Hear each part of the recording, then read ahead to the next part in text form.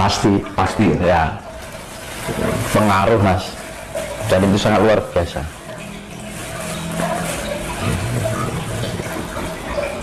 Puncak tertinggi, dua puncak tertinggi di Pulau Jawa lah, Semeru harus selamat. Betul. Iya, itu benteng itu. Bila lihat di Google Map itu loh, Semeru, Selamat, Merapi, Lawu, tengah-tengah.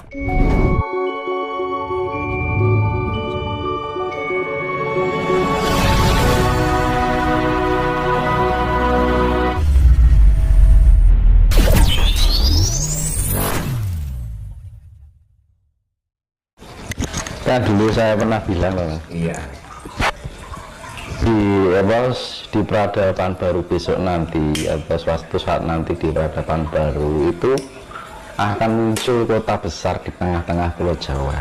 Karena saya kemarin waktu yang liputan kemarin kan bilang gitu kan.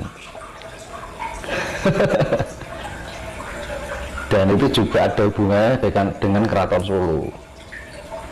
Keraton Solo kan nama ratunya, istilah ratunya kan Paku Buwono. Betul. Iya kan. Paku itulah patok itu mas, tonggak ya, yang menjadi poros. Buwono kan bumi, ya. Ya kan orang keraton istilahnya dulu kan yang mendirikan kayak Gede Solo ya. Itu membuat nama itu juga nggak sembarangan, pakai tirakat orang dulu.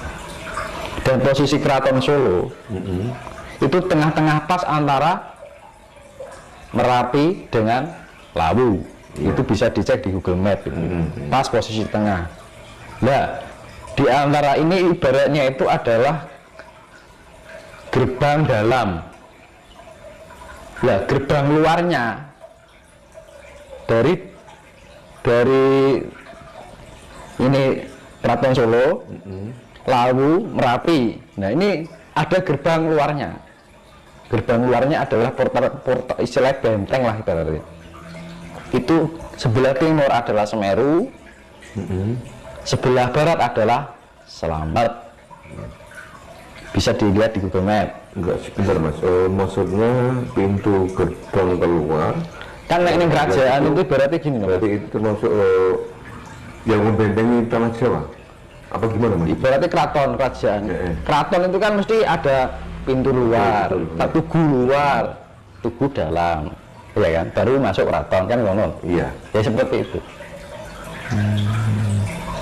Bisa dicek di Google Map. Jadi ini Keraton Solo. Sebelah barat ini kan Merapi, sebelah timurnya Lawu. Nah, Keraton Solo ini pas tengah-tengah antara Lawu dan Merapi. Itu gerbang dalam. Portal gaibnya gitu mas, portal dimensinya itu. Jadi semacam bentuk kayak gerbang, kayak gapura lah berarti ini keraton. Nah, gapura luarnya itu adalah timur adalah Semeru, baratnya adalah Selamat. Iya. Itu bisa dicek di Google Map.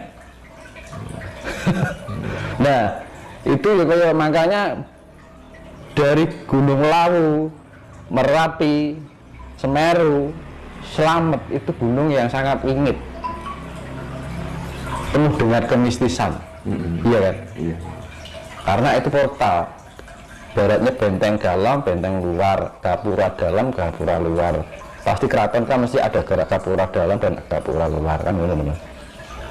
Untuk memasuki keraton kan mesti enek gapura meneh kan, ada gapura lagi. Iya. Efeknya mas, jika gunung yang menjadi benteng tadi kan, itu sampai meletus itu tanah Jawa itu membuka mas. Justru kalau meletusnya itu membuka dimensi. Membuka dimensi. Iya, portalnya dibuka. Kan ada namanya dimensi itu ada pintu portalnya, garisnya. Ada potensi enggak untuk dari gunung itu untuk meletus? Karena selama ini kan kita menganggap dia kan tidur. Pasti ya. Ya. Pengaruh mas. Dan itu sangat luar biasa.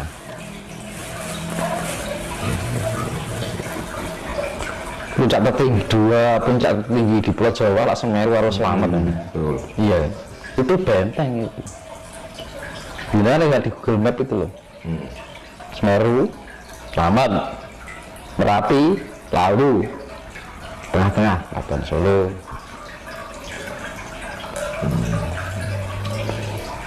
Karena seperti saya bilang dulu, Solo ataupun area Lawu ini adalah peradaban manusia pertama yang namanya Meganthropus paleojavanicus, ya kan. Mega besar, Anthropus itu manusia,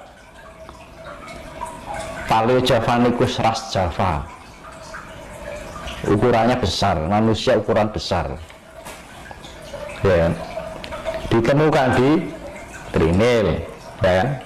Terus lebih muda lagi ya si Erectus. Jadi Erectus itu lebih muda dari Meganthropus, ya kan? Pithecanthropus, Erectus, ya kan? Pithecanthropus manusia kera, Erectus itu ditemukan di Trinil, di pesisir Bengawan Solo, di Ngawi bagian barat. Itu juga kaki gunung Lawu, ya kan. Terus Pithecanthropus mojokertensis yang ada di Gunung Penanggungan, dekat kaki gunung Penanggungan Mojokerto. Makanya di sana banyak situs juga, iya, kan itu. Terus Pithecanthropus soloensis juga ditemukan di Bengawan Solo, kan. Terus lebih muda lagi Homo sapien itu kan manusia purba yang sudah cerdas, tingkat IQ-nya sudah berkembang gitu kan. Nah, Homo terbagi menjadi 3. Homo wajakensis ditemukan di daerah Wajak, kaki gunung Gunung Wilis, daerah Tulungagung, ya kan. Terus Homo soloensis di Solo lagi ditemukan di Bengawan Solo, kan. Terus Sangiran itu, iya. Terus yang ketiga dari Homo itu Homo floresiensis ditemukan di Nusa Tenggara Timur, di Flores. Tuh. Dulu kan antara Nusa Tenggara Timur, Lombok, Bali, Jawa, Sumatera itu kan gandeng, jadi satu daratan.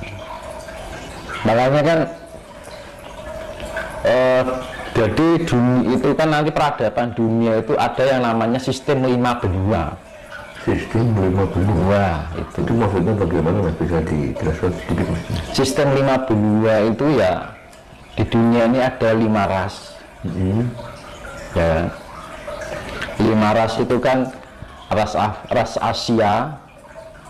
Asia itu pusatnya ya di Jawa ini, ya kan? Iya. Pertama, jadi wong Asia itu wong Jawa. Itu orang Asia, luruhnya orang Jawa. Iya.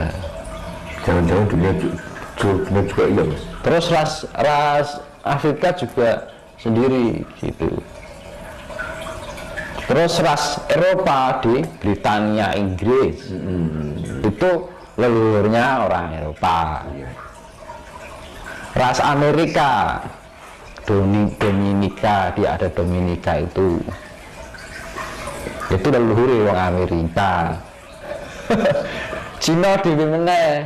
Di Tiongkok, leluhurnya orang Cina. Kan makanya kan dari apa jenenge? Eropa secara fisiknya beda, lebih ke merah-merahan, ya kan. Kalau Amerika lebih ke kuning-kuningan, ya kan. Kalau Jawa lebih sawo matang, kalau Afrika lebih gelap, kalau Cina lebih sipit, kan beda makanya itu. Nah, India itu adalah imigrasi dari Jawa yang berkolaborasi dengan ras Afrika, akhirnya bentuk makanya orang India kan setengah Indonesia, setengah Asia, setengah Afrika, ya kan? Iya. Misalkan ada orang India yang putih, itu sudah ada pencampuran dari ras Eropa. Nah, dulu itu kan masih banyak daratan yang belum terpisah-pisah oleh lautan. Dan dulu hidupnya itu imigrasi, modelnya berpindah-pindah tempat. Terus belum nanti kan karena bencana alam itu banyak berterbaran, ras-ras itu menyebar karena pengaruh gejolak alam. Karena apa? Jadi fase-fase yang kayak pergantian peradaban itu sudah berkali-kali. Nah gitu. Jadi manusia purba mengalami evolusi geger. Ya.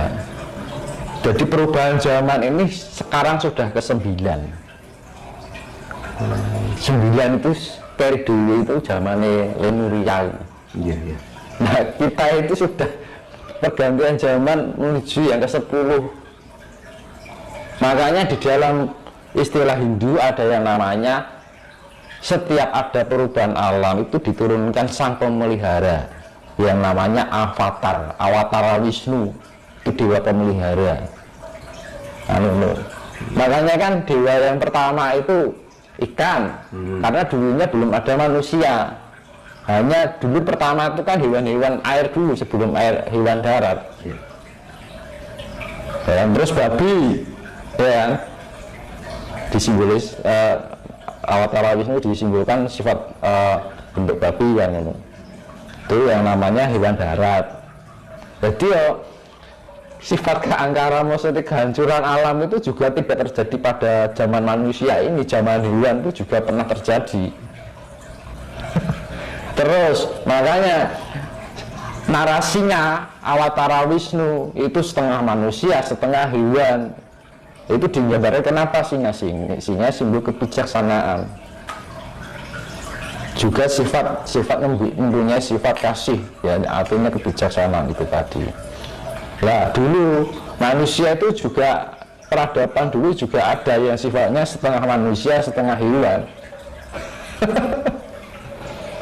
Nah itu makanya pergantian peradaban ini sudah dulu berarti di zamannya Lemuria dan Atlantis itu sudah pergantian yang ke-9 dan ke-10 yang ini. Berarti kita termasuk generasi yang ke-10 terakhir dari peradaban itu. Dan nanti Gusti Allah nyipta apa meneh kita bukan urusan kita ya. Tuh. Kita berpikirnya sekarang zaman kita aja. Itu awat, makanya sing diarani Kalki Awatara ya kuwi Mas. Awatara Wisnu yang ke-10 itu yang terakhir.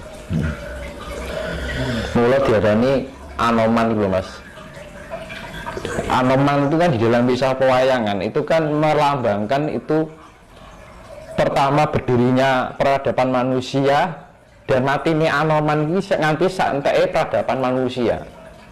Jadi kalau di dalam pewayangan ini Anoman gak bisa mati Mas. mati ini entek peradabannya manusia. Jadi di dalam pewayangan ada cerita istilahnya Anoman Maneges ya, Mayangkara itu menemui sang yang menang, ya kan? Bertanya, saya hidup sudah berkian-kian abad kan gitu kan? Kan wayang itu kan silokal sebenarnya, yang makanya wayang di asini ki mengguli hitam kan, bisa menceritakan awal kehidupan sampai akhir kehidupan peradaban manusia. Wayang itu menceritakan, nah itu luar biasa leluhur kita itu.